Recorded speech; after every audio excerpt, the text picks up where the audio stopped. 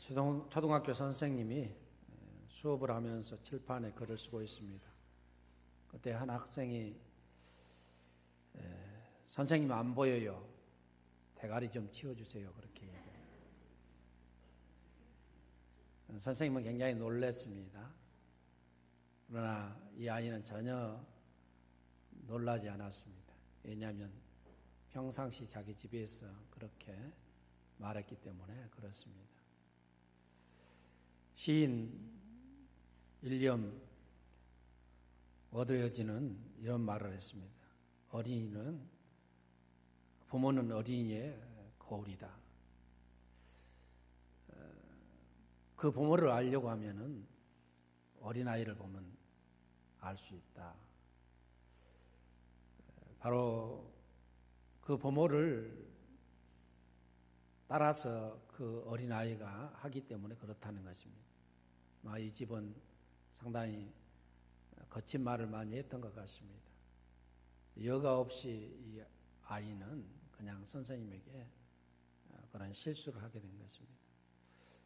여러분의 자녀가 사회에서, 학교에서, 교회에서 어떻게 신앙생활하고 있는지 그걸 보면은 여러분 부모의 신앙 상태, 가정 생활을 어느 정도 엿볼 수가 있다는 말이 되겠습니다. 기독교 윤리실천위원회라는 단체가 있습니다. 시민들을 대상으로 설문조사를 했습니다. 교회의 가장 큰 문제가 무엇이라고 생각합니까? 라고 시민들에게 무작위적으로 물으니까 여러 가지 교회의 문제점에 대해서 얘기가 나왔는데 그 중에 가장 많이 지적된 문제가 교회의 도덕성 회복이다 그렇게 말했습니다. 교회가 도덕적으로 바르지 못하다 이런 뜻이 되겠습니다. 저는 이 말을 듣고 곰곰이 좀 생각해 봤습니다. 과연 교회가 사회의 지탄을 받을 만큼 도덕적으로 타락을 했는가? 저는 일부는 인정하지만은 또 인정하지 못한 부분들이 많다 그렇게 생각합니다. 대형 교회라든지 일부 종교인들이 사회 문제를 일으킨 것은 사실입니다만은 그러나 교회가 전체적으로 한국 교회가 사회에 도덕적으로 타락해서 정말로 피해를 줄 만큼 그렇게 정말로 부패하지는 않았다 저는 그런 생각을 해보게 됩니다. 그렇다면 교회 입장에서 교회의 가장 큰 문제가 무엇이라고 생각할까? 여러분 오늘날 교회의 가장 큰 문제는 무엇이라고 생각합니까? 저는 다음 세대 우리 어린이들이 교회를 떠나고 있다는 것입니다. 이것이 교회의 가장 큰 문제고 우리가 이 문제를 놓고 기도해야 되고 이 문제를 위해서 교회가 힘쓰지 않으면은 한국 교회는 큰 어려움을 당할 것이다. 뻔한 사실입니다. 어린이들이 왜 교회를 떠나는가? 어떤 사람이 그런 말을 했어요. 전후 세대에 있어서 물질 문명이 급속도로 발전했다. 그 대표적인 것이 텔레비전이고 대중음악이고 인터넷이다. 맞는 말입니다. 80년도에 제가 교회에서 전도사 생활을 할 때 어린 아이들을 교회로 이끌어내기 참 힘들었던 것이 하나 있는데 그것이 무엇이냐면은 80년대는 TV로 인해서 힘들었습니다. 꼭 9시에 만화 영화를 합니다. 애들 참 오라고 하면은 그 만화 영화 보고 거기에 빠져가지고 안 오는 아이들이 많았어요. 이런 일들이 80년대, 90년대까지 진행되다가 2000년대에 와서는 어린 아이들에게 무슨 문제가 있었는가? 인터넷 문제가 있습니다. 게임 문제가 있었습니다. 밤새도록 갑니다. 교회 안 옵니다. 지금 2000년대 후반, 중후반부터는 진짜 힘든 것이 있는데 우리 문명의 발전으로 인해서 핸드폰 안에 모든 것이 있습니다. 음악도 있고 TV도 있고 게임도 있고 인터넷도 있고 없는 것이 없습니다. 옛날에는 일단 교회에 오면은 TV를 가져올 수 없지 않습니까? 그러니까 예배를 드리는데 어느 정도 집중시킬 수 있었지만 요즘은 다 핸드폰 가지고 오니까 거기 처박고 있습니다. 힘듭니다. 교사들이 굉장히 힘들어요. 옛날에는 교회 가면 70년대, 60년대는 재미있었습니다. 교회에서 동화를 해줍니다. 얼마나 재미있습니까? 통화해 주는 데가 없었어요. 교회에 와서 연극을 우리가 준비해가지고 70년대 문학의 밤을 했어요. 중고등부 때. 요즘 문학의 밤을 하는 교회는 거의 없을 것 같습니다. 그리고 교회에 오면은 서로 만나서 이성 간에 교제할 수 있는 공간이 교회 안에서 자연스럽게 이루어졌습니다. 옛날에는 남녀공학이 거의 없었어요. 고등학교 때까지. 교회 오면은 그냥 자연스럽게 만나니까 또 이성 간의 교제도 쉽고 이모저모로 교회에 이렇게 나올 수 있는 일들이 많았는데 이 대중문화가 발전하고 문명이 발전하다 보니까 교회가 재미가 없어졌어요. 재미있는 것이 너무 교회밖에 많습니다. 교회는 지루한 것입니다. 더욱더 우리 다음 세대, 우리 유초동부, 중고등부, 청년대학부를 어렵게 하는 일이 있는데 주 5일 근무제입니다. 부모들이 전부 다 그 이전에는 먹고 살기 위해서 직장으로 가고 교회에 가면 오히려 더 낫게 생각했는데 요즘은 직장 5일 근무합니다. 놀러 갑니다. 자녀들하고 먹거리를 찾아서 복거리를 찾아서 관광지를 찾아서 해외로. 오늘과 같은 날 보세요. 교회 중직자들인데도 불구하고 주일 교회에서 안 지킵니다. 또 여기에 어버이날까지 끼어서 2주에 끼어서 부모님에게 효도한다고 자녀들까지 다 데리고 갑니다. 그래서 주 5일 근무제가 시행되는 모든 나라의 교회는 쇠퇴예요. 성경은 내 6일도까지 일하고 제7일에 안식하라 했는데 5일 하는 데는 전부 다 교회가 쇠퇴합니다. 통계적으로 보면. 그래서 주일학교가 참 힘들어요. 그래서 지금 농어촌 교회에서 주일학교는 불가능합니다. 주일학교 없어요. 농어촌 교회. 저희들만 하더라도 주일학교가 있었거든요. 없어진 지가 오래됐습니다. 그럼 도예지 교회는 어떤가? 도예지 교회도 굉장히 약화됐습니다. 우리 교회가 여기 이사 온 지 한 14년 됐고 15년째 이제 갑니다만은 저쪽에 조그만 교회에 있을 때 15년 전에 우리 유치부가 20명 이상 출석했습니다. 출석이 20명 이상이에요. 유초동부가 60명 이상 출석했습니다.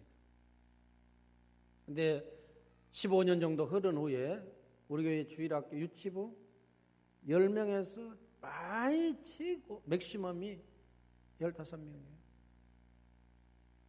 유초동부 20명에서 25명 사이 출석합니다. 중고동부도 마찬가지. 그만큼 숫자적으로 많이 감소했습니다. 쇠퇴한 것이죠. 물론 어린 아이들을 많이 낳지 않는 그런 경향도 있습니다. 또 다른 교회, 도시에 있는 교회들과 살펴볼 때 그마나 또 우리 교회는 양호한 교회에 속해요. 유치부, 유초등부, 중고등부 다 있다는 거. 그래서 우리 교회를 조금 그래도 낫다 그렇게 노예에 있는 교회들을 살펴보면 그런 생각이 듭니다.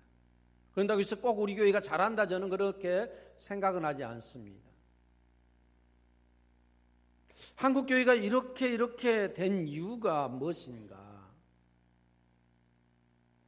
오늘 성경 말씀을 통해서 살펴보면은 마땅히 행할 길을 아이에게 가르치라. 그리하면 늙어도 그것을 떠나지 아니하리라. 그렇게 말씀하고 있습니다.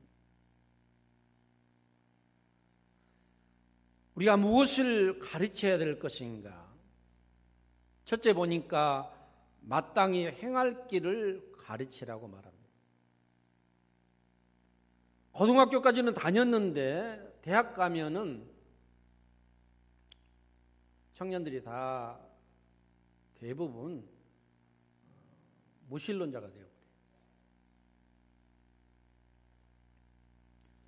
그들에게 과연 우리가 마땅히 행할 길을 가르쳤는가? 이 마땅히 행할 길을 다른 번역 성경에는 올바른 길을 가르치라. 사람이 사는 올바른 길, 마땅히 행할 길이 무엇인가? 그리고 어디에서 그것을 찾아서 가르칠 것인가?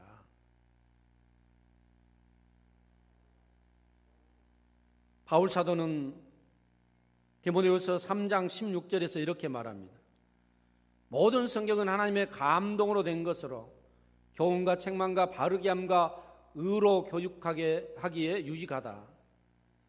이는 하나님의 사람으로 온전케 하며 모든 선한 일을 행할 능력을 갖추게 하려 함이라라고 말합니다.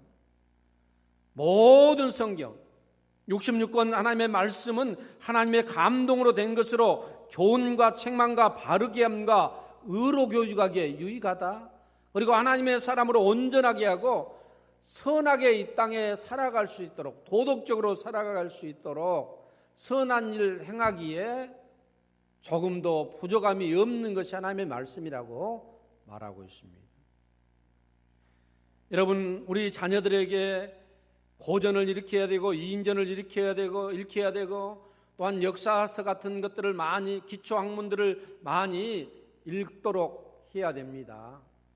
그러나 우리가 진정으로 힘써야 될 것이 있는데 그것이 바로 성경을 읽도록 하는 거예요.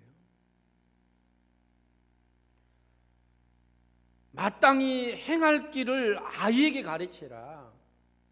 왜 성경을 가르쳐야 되냐면 다른 고전이나 이런 것은 훌륭한 사회인으로서는 살 수 있을 그런 것들을 말할 수는 있겠지만은 성경은 사회인으로서 또한 직장인으로서 살 뿐만 아니라 신앙으로서 믿음의 사람으로서 살도록 가르치고 있고 이 성경은 생명이 그 안에 있기 때문에 우리가 성경을 가르쳐야 되는 줄로 믿습니다.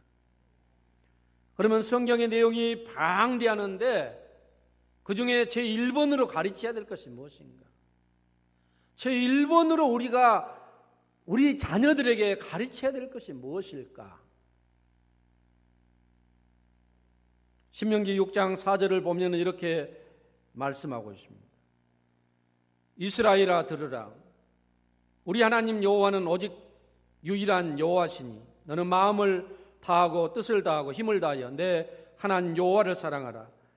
오늘 내가 내게 명하는 이 말씀을 너는 마음에 새기고 내 자녀에게 부르짖으니 가르치며 집에 앉아 쓸 때에든지 길을 갈 때에든지 누워 있을 때에든지 일어날 때에든지 이 말씀을 강론할 것이며 너는 또 그것을 내 손목에 매어 기호로 삼으며 내 미간에 붙여 표로 삼고 또 내 집 문설주와 바깥문에 기록할지니라. 여기에서 무엇을 가르쳐야 될 것인가를 분명히 말씀하고 있습니다. 무엇을 가르치라고 성경은 말하고 있습니까? 이스라엘아 들으라. 쉐마 이스라엘. 우리 하나님 여호와는 오직 유일한 여호와시다. 유일신 하나님에 관해서 가르치라는 것입니다. 하나님이 어떤 분인가? 그분은 여호와시다. 여호와 하나님은 유일하신 하나님, 다른 하나님 외에 유일하신 분이 없다는 것입니다. 다른 신이 없다는 것입니다. 이 하나님을 너는 마음을 다하고 뜻을 다하고 성품을 다하여 내 하나님을 섬기고 이것을 너의 마음에 새기고 그리고 이것을 너희 자녀들에게 가르치며 할렐루야.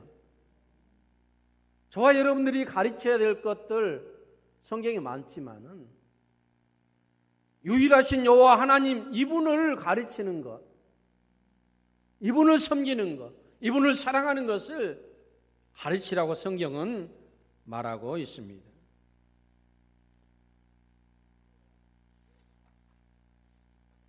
그런데 이것을 누가 가르쳐야 될 것인가?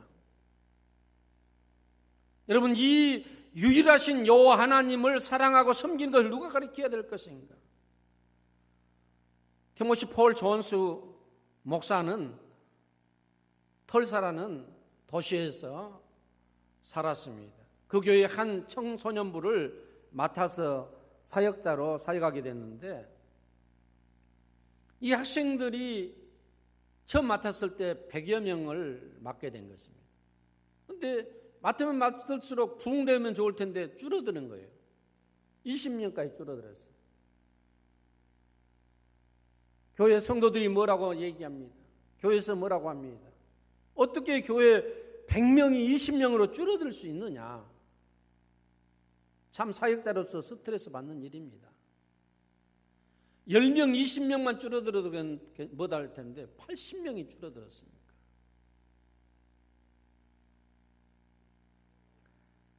그래서 그 원인을 분석해 보니까 전임 사역자들은 게임을 많이 했습니다. 교회에 오면 게임을 많이 해서 즐거움을 준 것입니다. 피자 파티를 많이 했어요. 그런데 자기는 피자 파티 않고 게임을 금했습니다. 그러니까 아이들이 재미가 없다고 안 오는 것이죠. 즐거움과 오락, 먹는 것, 교회에서 주던 것, 그것을 끊으니까 아이들이 안 오는 것 아닙니까? 그래서 과연 아이들이 안 오는 문제가 먹는 것 즐거움에 있는가? 더 그분이 연구하기 시작했습니다. 그리고 구약 성경이라든지 신약 성경을 통해서 하나의 문제점을 발견했는데 아이들이 교회에 안 오는 것은 교회나 사역자에게 문제가 있기보다는 먼저 그의 가정, 부모들에게 문제가 있음을 발견한 것입니다. 마땅히 행할 것을 아이들에게 가르쳐야 되는데 그 부모들의 책임인데 이것을 안 가르치는 것 아닙니까?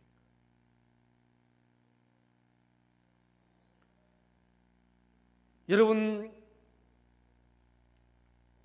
이 말씀을 우리가 생각하면서 우리의 신앙 교육에, 우리 자녀들의 신앙 교육에 참된 교사는 부모입니다. 부모.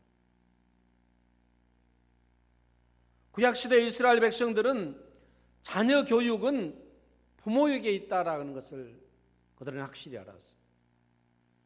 그래서 오늘 제가 읽어드렸던 말씀대로 이스라엘아 들으라. 우리 하나님 여호와는 오직 유일한 여호와시니 너는 마음을 다하고 뜻을 다하고 힘을 다하여 내 하나님 여호와를 사랑하라. 그리고 오늘 내가 내게 명하는 이 말을 너는 마음에 새기고 내 자녀에게 부지런히 가르치라는 것입니다. 누가 가르치는 것입니까? 부모가 가르치라는 거예요. 집에 있을 때든지 집에 누가 있습니까? 교사가 있습니까? 부모가 있습니까? 부모가 집에 있는 겁니다. 집에서 앉아 있을 때인지 누워 있을 때인지 일어날 때인지 길을 갈 때 누가 다닙니까? 부모가 다니잖아요. 가르치라는 거예요.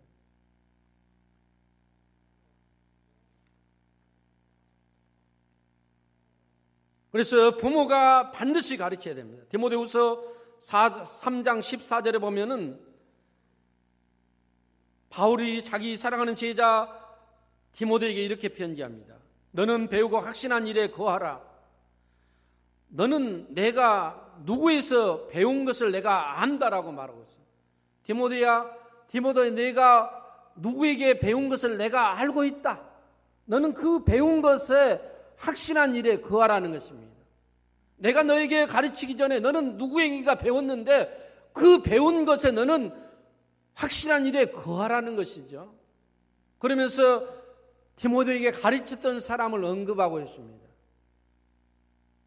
너에게 있던 그 믿음이 너희 어머니 유니기에 있었고, 유니기에 있었던 그 믿음이 너희 외할머니 로이스에 있었다. 로이스, 유니게, 디모데로 이어졌다고 말합니다.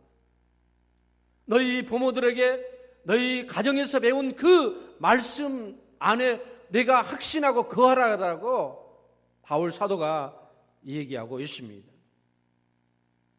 오늘 또 우리가 찬송을 드렸습니다. 나의 사랑하는 책 비록 헤어졌으나 우리 어머님이 들려주시던 재미있게 듣던 말 이 책 중에 있으니 이 성경 심히 사랑합니다. 이런 고백을 여러분 자녀들이 할 가정이 있습니까? 우리 어머님이 들려주신, 우리 아버님이 들려주신 성경 말씀 참 사랑합니다. 거리가 먼 가정들 많이 있죠. 아이에게 가르치지 않으면 늙어서 떠납니다. 나이 들어 떠나는 거예요.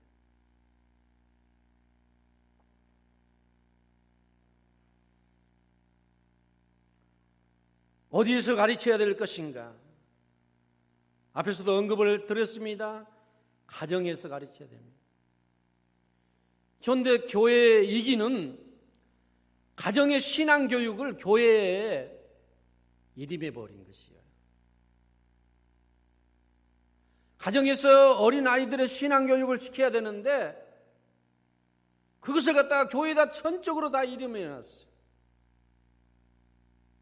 가정은 그냥 알랄하게 편안하게 누웠고 자꾸 이것만 하는 것을. 가정에서 부모님이 가정예배를 어렸을 때부터 드려보세요. 기도 생활을 가르쳐보세요. 주일 성수를 가르쳐보세요. 하나님의 말씀을 애우는 것, 암송하는 것을 가르치세요.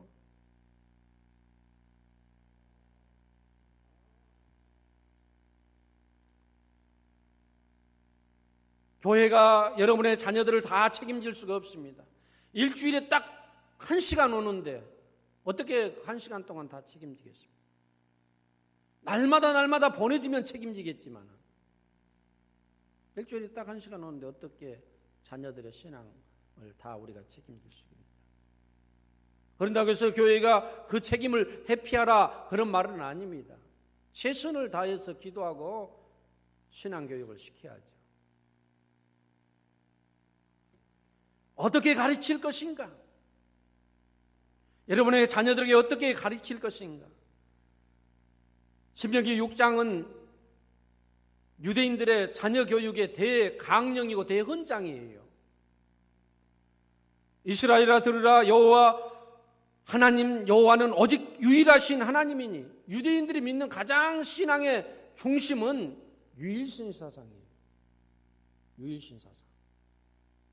구약에 있어서 가장 큰 유대인들의 사상은 여호와 하나님은 유일하신 하나님이다. 이것이 가장 큰 사상 아닙니까?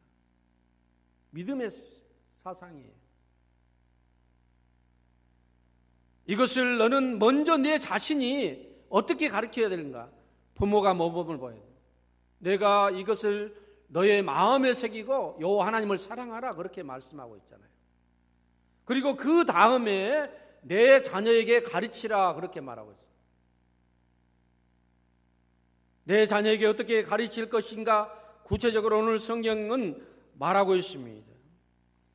7절부터 보면 내 자녀에게 부지런히 가르치라. 부지런히. 앉아 있을 때든지 길을 갈 때든지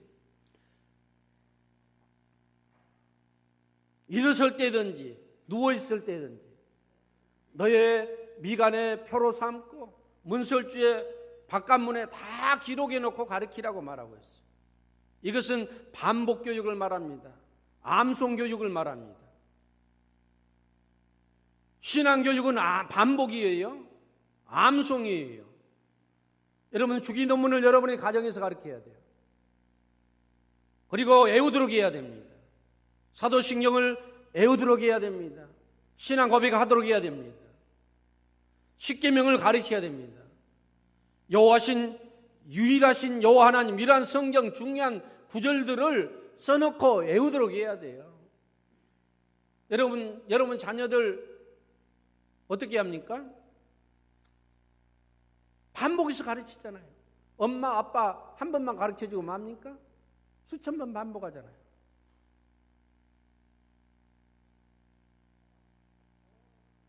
반복해서 가르쳐야 돼요. 어떤 사람들은 교회에서 그래요. 어떤 교회는 사도신경을 갖다가 예배 순서에 빼버립니다. 형식적이라는 거예요. 뭐 별로 뜻도 없이 그렇게 애운다는 겁니다. 그런데 대단한 발상 같지만은 대단한 착오예요. 무식해서 그래요. 자, 오늘 여러분들 주정헌금 다 하셨죠? 주정헌금 정말로 감사해서 주정헌금 넣은 사람 손 한번 들어봐. 다 형식적으로 했지. 그럼 이게 빼버려야지. 찬송가? 어머님이 들려주시면 우리 어머니는 교회도 안 다니는데 빼버려야지 전부 다.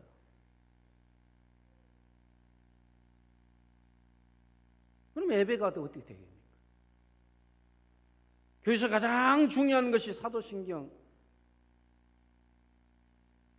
성경의 축소반이 사도신경 아닙니까?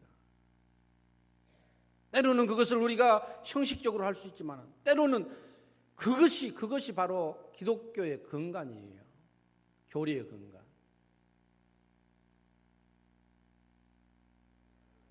십계명을 가르칠 수 있기를 바랍니다.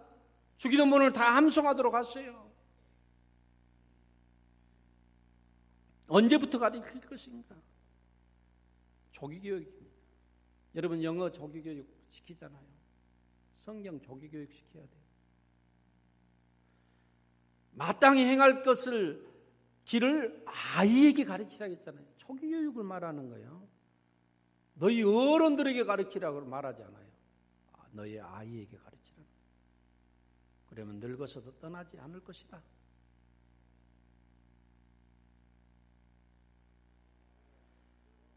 어려서 습관이 여든까지 간다는 말이 있습니다. 좋은 습관을 가르쳐 주려면 자녀들에게 어려서부터 자꾸 암송하게 해야 됩니다.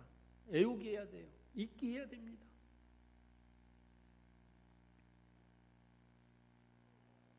그런데 자녀들의 이러한 교육을 위해서 여러분들이 반복 교육 이런 교육을 위해서 얼마만큼 노력하는가 생각해 보세요. 책 사주는데 돈 많이 들여야 될 거예요. 학원 보내는데 많이 돈 쓰죠. 잘못된 것 아닙니다. 그렇게 하세요. 신앙 교육을 위해서 성경책 제대로 된 것 한 권이라도 사주었습니까? 여러분 자녀들에게 성경책 한 권이라도 제대로 된 것 사줬나요?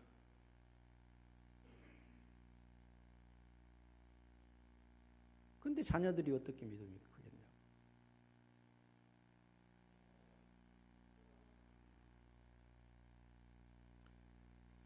구약시대의 다음 세대를 위한 조기 교육의 결과물들이 있습니다. 모세입니다. 모세는 버려졌지 않습니까? 그것으로 인해서 바로 공주의 집으로 들어갔어요. 그때 자기 어머니가 유모로 가정해가지고 젖을 먹입니다. 한 3살까지 많아야 4살까지 키웠을 것이라고 생각이 돼요. 그런데 그 모세가 출애굽을 한 인물 아닙니까? 그 모세가 만 4세 정도 3세에서 4세 될 때까지 그의 어머니가 그의 품에 안고 그에게 얼마만큼 하나님에 관해서 가르치겠습니까? 첫 되기 전에 유대의 어머니들은 자기 품 안에서 구약 성경을 최소한 한 번 정도는 읽어준답니다. 지금도요. 그래서 히브리서 11장 24절 보면은 믿음으로 모세는 장성하여 바로의 공주의 아들이라 칭함받기를 거절하고 도리어 하나님의 백성과 함께 고난받기를 잠시 제약을 누린 것보다 좋아하고 그리스도를 위하여 받는 수모를 애굽의 모든 보화보다 더 큰 재물로 여겼으니 이는 상 주심을 바라봄이라.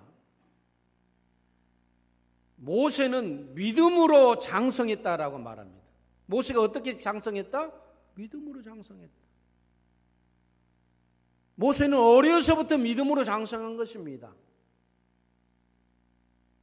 히브리인들의 하나님, 신앙의 정체성을 잃어버리지 않고 어려서부터 그가 믿음으로 자랐다라고 말하고 있어요. 오직 의인은 믿음으로 말미암아 살리람과 같으니라. 할렐루야. 믿음으로 자라야 돼요. 믿음으로 잘 어렸을 때 하나 잘 키워놨더니 그 아이가 애굽에서 이스라엘 백성들을 출애굽시킨 인물이 되지 않습니까? 이스라엘 나라의 최고의 지도자, 존경받는 지도자가 되지 않습니까? 어렸을 때 가르친 거예요. 사무엘 보세요. 그 당시 엘리 대사장 시절에 완전히 타락했습니다. 하나님의 말씀이 임하지 않았어요. 어린 사무엘 낳자마자 젖을 떼자마자 성전에 갖다 놔뒀어요. 한나가 에봇을 입고 어린아이가 잘 걷지도 못하는데 찌뚱찌뚱하면서 성전 에봇 옷 입고 거기 자랐습니다. 잘 교육 믿음으로 세웠더니 이스라엘 선지자 중에 최고의 선지자가 사무엘. 할렐루야. 바벨론 포로 시절에 보십시다. 이스라엘이 멸망했습니다. 남방 유다가 멸망했습니다. 바벨론의 포로로 다 잡혀갑니다. 그 중에 청소년들 4사람이 잡혀가요. 다니엘과 사드락과 메삭과 아벳느고가 잡혀갔습니다. 거기 바벨론 왕궁에서 왕의 진미를 먹으면서 유대인들의 정체성 자체가 없어질 그러한 위기에 있습니다. 그러나 그들은 왕의 진미를 먹기를 거절했습니다. 우상 앞에 드려진 제물이고 하나님이 원하는 그러한 제물들이 아니에요. 구약에는 먹을 것과 먹지 못할 것을 해놨잖아요.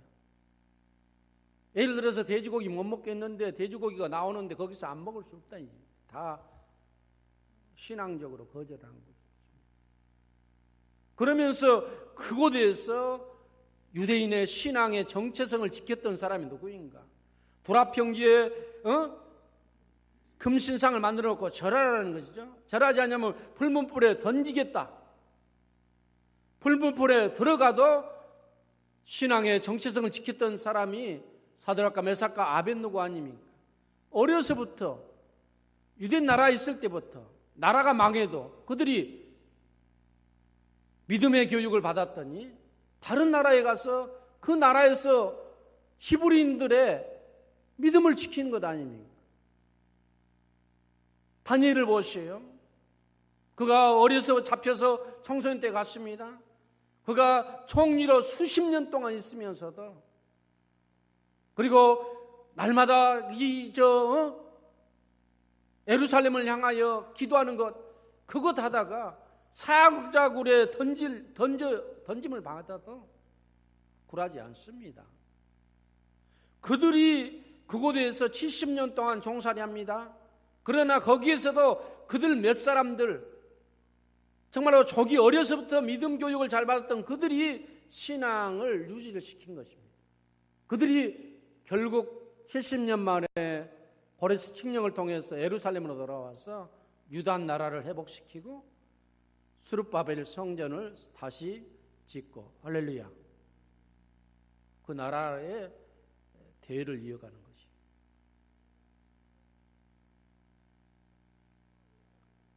신약 시대에 준비된 자는 디모데와 같은 사람이고, 예수님도 어린아이들을 내게 데려오는 것을 금하지 말라. 천국이 이런 자의 것이니라. 저희의 안수하시고 축복하시고 거기서 떠나시니라. 할렐루야. 예수님도 이 기성세대가 하나님 나라의 주인이 아니다. 이런 어린아이가 하나님 나라의 큰 자가 될 것이다. 결론적으로 말씀드리고 마치겠습니다. 이스라엘 역사는 우리 신앙생활하는 사람들에게 있어서 산 교육입니다. 12지파가 가나안을 점령했습니다. 땅을 분배해서 그들이 잘 먹고 잘 살았습니다. 1세대 점령했던 그 세대들이 110세에 이제 여호수아가 죽었습니다. 여호수아와 함께 가나안을 정복했던 그 세대들이, 가나안 정복 세대들이 다 죽었어요. 그리고 가나안에서 태어난 제1세대들이 사사기 2장에 기록이 되어 있는데, 다른 세대라고 말을 하고 있어요. 그 다른 1세대가 죽고 그 다른 세대들은 여호와를 알지 못하였고 여호와께서 그들 조상들에게 행한 일도 알지 못하였다. 그렇게 말하고 있습니다. 부모가 안 가르쳤습니다. 여호와가 누군지 몰랐습니다. 이스라엘 백성을 향해서 광야에서 애굽에서 행했던 여호와 하나님에 대해서 알지 못했습니다. 결국 그들이 우상을 숭배했습니다. 그래서 하나님이 맨 두들겨 팬 것이 사사기의 역사예요. 여러분의 자녀들 믿음으로 가르치지 않으면 사사기의 역사가 여러분의 가정에서 반복됩니다.